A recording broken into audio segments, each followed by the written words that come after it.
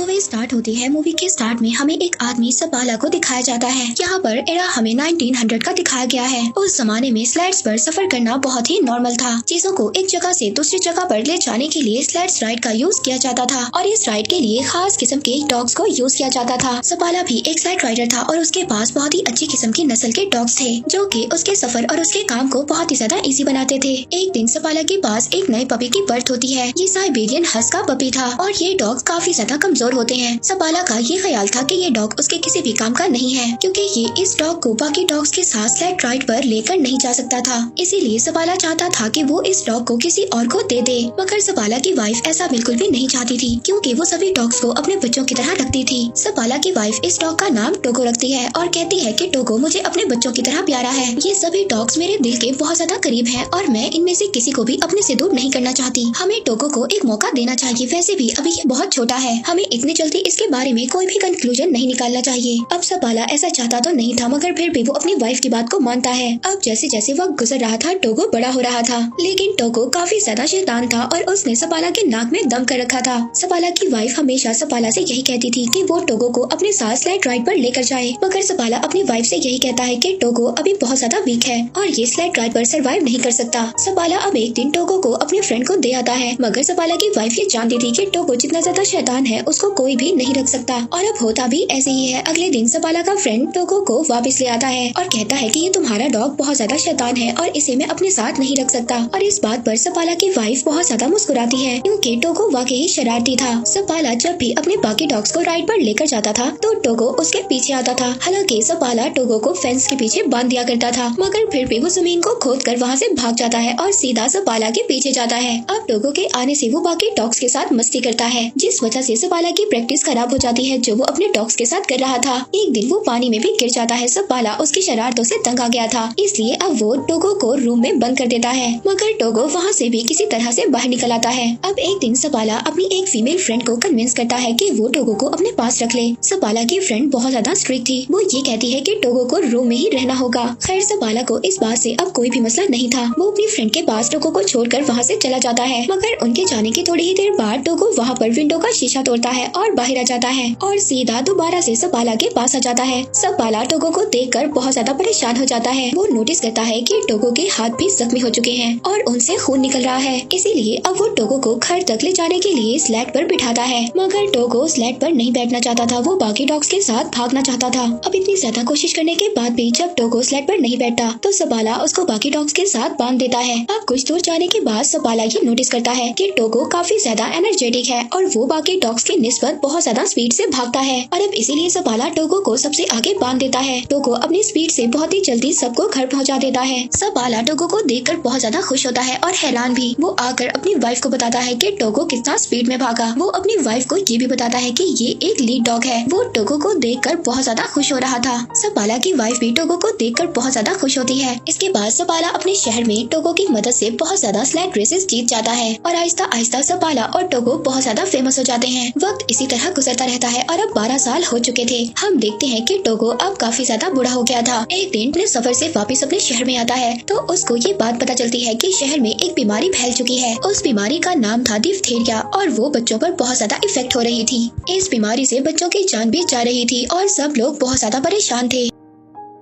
अब मेयर वहाँ पर एक मीटिंग बुलाता है जिसमें सपाला भी जाता है। मेयर बताता है कि इस बीमारी का एक एंटीडोट भी है जो यहाँ से 600 किलोमीटर दूर नेवाडा में है, लेकिन वहाँ पर जाना बहुत ज्यादा खतरनाक है क्योंकि एक बहुत बड़ा तूफान आने वाला है। मेयर वहाँ पर सपाला से भी मौसम के बारे में पूछता है तो सपाला उसको जवाब देता है कि जब मैं वापस आ रहा था तो मौसम को देखकर डॉग्स भी घबरा रहे थे और टोगो भी बहुत ज्यादा घबरा रहा था। टोगो ने काफी साल बाद कुछ ऐसा किया है और अगर वो मौसम से घबरा रहा था तो हमें भी घबराना चाहिए। इसके बाद सपाला वहाँ से चला जाता है। सपाला जब बाहर आता है तो एक डॉक्टर उससे लिफ्ट मांगता है। अब सपाला उसको अपनी स्लेड पर हॉस्पिटल छोड़ देता है। हॉस्पिटल में जाकर सपाला देखता है कि सब बच्चे बहुत ज्यादा बीमार हैं और अगर मेडिसिन ना लाई गई तो बच्चों की जान को भी नुकसान हो सकता है। अब ये सब देखकर सपाला सोच में पड़ जाता है। वो घर आकर अपनी वाइफ से कहता है कि मैं दवा लेने जरूर जाऊंगा। वो कहता है टोगो को भी मैं अपने साथ ले जाऊंगा। तब सपाला की वाइफ उससे कहती है कि टोगो अब 12 साल का हो चुका है और तुमने खुद ही कहा था कि टोगो अब इतना ज्यादा स्ट्रॉन्ग नहीं है और अब तो मौसम भी बहुत ज्यादा खराब है। और मैं नहीं चाहती कि तुम उसकी मौत का रीजन बनो और तुम अपनी सारी जिंदगी इसी बात पर गुजार दो कि तुम्हारी वजह से टोगो मर गया। मगर सपाला तो टोगो के बगैर जाना ही नहीं चाहता था। वो अगली सुबह टोगो को लेकर अपनी वाइफ को गुड बाय बोलकर चला जाता है। अब जैसे जैसे सपाला और उसके डॉग्स आगे बढ़ रहे थे, तूफान भी आगे बढ़ रहा था और हवा इतनी ज्यादा तेज थी, सपाला को कुछ भी नजर नहीं आ रहा था। टोगो सबसे आगे था और सपाला अपने डॉग्स को आगे बढ़ने के लिए बोल रहा होता है क्योंकि इन्हें नेवाडा से मेडिसिन लेकर बहुत जल्दी वापस आना था। सपाला अपने डॉग्स के साथ बहुत ही गहरी ढलवान पर होता है, तभी टोगो वहाँ पर रुक जाता है, लेकिन सपाला को कुछ भी समझ नहीं आ रहा था। सपाला जब आगे देखता है तो एक बहुत ही बड़ी खाई होती है। टोगो ने इस भयानक तूफान में भी उस गहरी खाई को देख लिया था और इसीलिए वो रुक गया था, जिसकी वजह से सपाला और उसके बाकी डॉग्स की जान बच गई थी। तभी सपाला देखता है कि टोगो के पाँव में बहुत गहरी चोट लगी थी और उससे खून भी आ रहा था। अब पूरा दिन सफर करने के बाद सपाला और उसके बाकी डॉग्स एक आउटपोस्ट पर पहुँचते हैं। उस आउटपोस्ट पर एक लेडी डॉक्टर होती है। वो सपाला को बताती है कि टोगो अब 12 साल का हो चुका है और ये काफी ज्यादा वीक हो चुका है और इतना बड़ा सफर टोगो के लिए अच्छा नहीं है। मगर फिर भी अगले दिन सपाला और उसका लीडिंग डॉग टोगो आगे बढ़ते हैं। वहीं पर दूसरी तरफ हॉस्पिटल में बच्चों की हालत बहुत ज्यादा खराब हो रही थी। इधर सपाला अपने डॉग्स के साथ आगे बढ़ रहा था। वो शॉर्टकट्स ले रहा था ताकि वो जल्दी से अपने पॉइंट पर पहुंच सके। अब जब वो आगे देखता है तो आगे एक बहुत ही खतरनाक जमी हुई झील थी और दूसरी तरफ से खतरनाक तूफान भी उनकी तरफ बढ़ रहा था। मगर सपाला यहाँ पर डरता नहीं है। वो अपने डॉग से कहता है कि आगे बढ़ो इस बर्फीली झील से जो उनके कदमों से भी हिल रही थी। सपाला के डॉग्स बहुत तेजी से आगे बढ़ रहे थे और वो किसी तरह उस झील को पार कर लेते हैं। अब पूरा दिन सफर करने के बाद ये लोग एक और चेक पोस्ट पर पहुँचते हैं और वहाँ पर पहुँचकर आराम करते हैं। दूसरी तरफ हम देखते हैं कि सपाला की वाइफ मेयर के पास जाती है। वो बताती है कि नेवाडा से मेडिकेशन को भेज दिया गया है और वो रास्ते में ही सपाला को मिल जाएंगी। मगर सपाला तो शॉर्टकट से आगे बढ़ रहा है और अगर वो मेडिकेशन उसको ना मिली तो उसका सफर और भी ज्यादा बड़ा हो जाएगा। वहीं पर दूसरी तरफ हम सपाला को देखते हैं जो पूरा दिन सफर करने के बाद एक और चेक पोस्ट पर पहुंचता है। टोगो की हालत बहुत ज्यादा खराब हो गई थी। टोगो फिर भी आगे बढ़ना चाहता है, वो रुकना नहीं चाहता, वो लीड करना चाहता है। और अब ऐसा ही होता है, सपाला अपने शॉर्टकट से जा रहा था और अगर उसको वो आदमी ना मिला जो नेवाडा से मेडिकेशन ला रहा था तो सपाला के लिए उसका सफर और भी ज्यादा मुश्किल हो जाएगा। अब सपाला यहाँ पर बहुत ज्यादा थक गया था, उसकी आंखें बंद हो रही थी मगर उसके डॉग्स बिजली की तरह आगे बढ़ रहे थे। हम देखते हैं एक आदमी है जो नेवाडा से आया था, उसके पास ही दवा थी। वो आदमी रुकता है मगर सपाला अपने डॉग्स के साथ आगे बढ़ रहा था। वो आदमी उसको आवाज भी देता है लेकिन सपाला अपनी हिम्मत होशी में होता है। यहाँ पर बहुत तेज हवा भी चल रही थी जिसकी वजह से सपाला उस आदमी की आवाज को नहीं सुन पाता। मगर टोगो ने यहाँ पर कुछ तो सुन लिया था। उस आदमी को ऐसा लग रहा था कि सपाला ने उसकी कोई भी बात नहीं सुनी और वो ऐसे ही आगे चला गया। मगर तभी वो आदमी देखता है कि सपाला वापस आ रहा था क्योंकि टोगो वहाँ पर रुक गया था और अब सपाला के पास वो दवा थी जिसकी वजह से वो इतनी ज्यादा दूर आया था। अब वो दोनों आगे जाकर एक चेक पोस्ट पर रुकते हैं। सपाला का दोस्त उससे कहता है कि टोगो को यहीं पर छोड़ दो।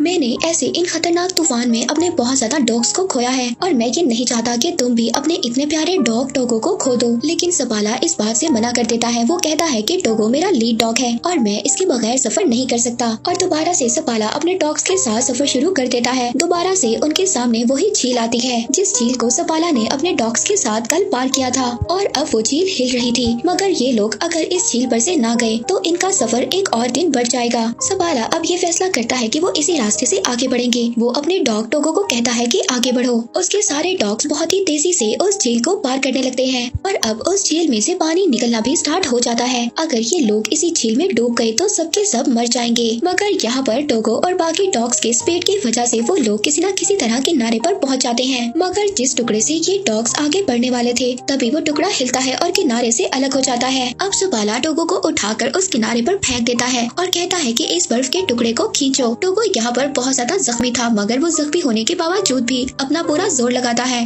और सभी को किनारे पर ले आता है। अब ये लोग सबके सब उस जमी हुई झील से बाहर आ जाते हैं जहाँ पर ये सब लोग फंस गए थे। अब सपाला अपने डॉग्स को किसी न किसी तरह बचाकर एक चेक पोस्ट पर ले आता है जहाँ पर वही लेडी डॉक्टर भी थी। वो लेडी डॉक्टर जब टोगो को देखती है तो उसकी आंखों में आंसू आ जाते हैं। वो सपाला से कहती है कि तुम्हारा डॉग मर रहा है, इसकी हालत बहुत ज्यादा खराब है। वो यहाँ पर सपाला को भी उदास कर देती है क्योंकि टोगो सपाला को बहुत ज्यादा प्यारा था अब सपाला रात गुजारने के बाद जब अगले दिन अपना सफर शुरू करता है तो वो टोगो को आगे नहीं बांधता बल्कि पीछे बांध देता है, क्योंकि वो बहुत ज्यादा बीमार था और सफर भी नहीं कर सकता था। मगर फिर भी टोगो अपनी पोजीशन पर खड़ा हो जाता है। सपाला ये समझ जाता है कि टोगो अभी रेस्ट नहीं करना चाहता और वो अपनी जगह पर खड़ा होना चाहता है और ये अपना सफर खत्म करना चाहता है। वो टोगो को आगे बांध देता है, जिसके बाद वो लोग अपना सफर शुरू करते हैं। आखिरकार कुछ घंटों के बाद तूफान इतना ज्यादा खतरनाक हो जाता है कि सपाला को कुछ भी नजर नहीं आ रहा था और न ही सपाला को रास्ता नजर आ रहा था। वो टोगो के पास जाता है और कहता है कि मुझे तो रास्ता नजर नहीं आ रहा, तुम्हें ही अब हमें रास्ता दिखाना होगा और नेक्स्ट पोस्ट तक जाना होगा। सपाला यहाँ पर अपने पूरे चेहरे को ढांप देता है, जिसके बाद टोगो अब इनको आगे लेकर जाता है। मगर कुछ दूर जाने के बाद टोगो भी अब थक गया था, वो थक कर वहीं पर बैठ जाता है। अब सपाला उठकर टोगो के पास जाता है। वो टोगो से कहता है कि तुम्हें उठना होगा और हमें ये मेडिसिन लेकर जाना होगा और अगर हम आगे अपनी मंजिल तक ना बढ़े तो हम यहीं पर मारे जाएंगे। मगर टोगो उसकी बात का कोई भी रिस्पॉन्स नहीं कर रहा था।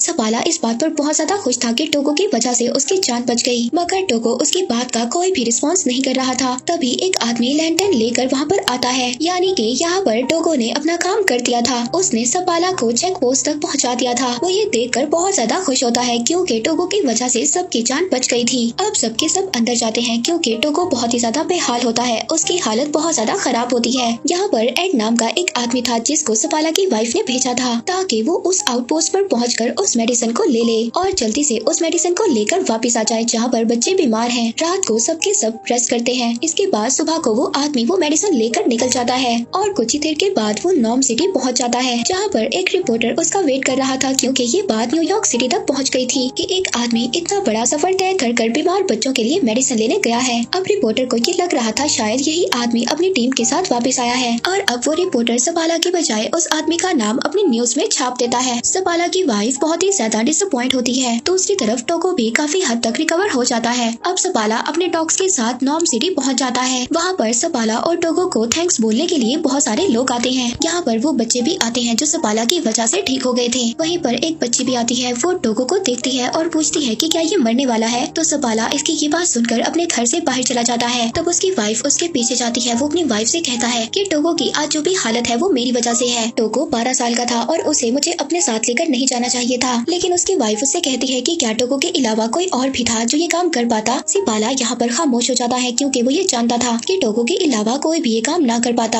अब इसके बाद हम देखते हैं कि अगली सुबह सपाला दोबारा से अपने डॉग्स के साथ प्रैक्टिस पर जा रहा था। अब टोगो जब ये देखता है तो वो भी बाकी डॉग्स के साथ बाहर जाना चाहता था, वो घर में नहीं रुकना चाहता था। अब सपाला इस बात को समझ आता है कि वो स्लाइड्स को नहीं खींचना चाहता था, बल्कि वो तो सपाला के साथ टाइम गुजारना चाहता था। अब थोड़े वक्त के बाद टोगो बिल्कुल ठीक हो जाता है। सपाला अपनी वाइफ और टोगो के साथ लंबी सैर पर जाया करता था। 2 साल के बाद टोगो के कुछ बच्चे भी होते हैं जिन्हें वहाँ पर बहुत सारे मिशंस लेने आया करते थे। इन बच्चों की ब्रीड को एक नया नाम दिया गया था, वो था सपाला साइबेरियन। इसके बाद 1929 में टोगो की डेथ हो गई। उसके बाद भी सपाला डॉग्स को ट्रेन करता था, लेकिन टोगो तो उसकी सिटी में बहुत ज्यादा फेमस डॉग था। तो ये थी टोगो की स्टोरी। हम देखते हैं कि टोगो ने इस स्टोरी में ये प्रूव किया कि इस दुनिया में सबसे ज्यादा वफादार और ख्याल रखने वाले सिर्फ डॉग्स ही होते हैं। और इसी के साथ ये मूवी यहीं पर एंड हो जाती है।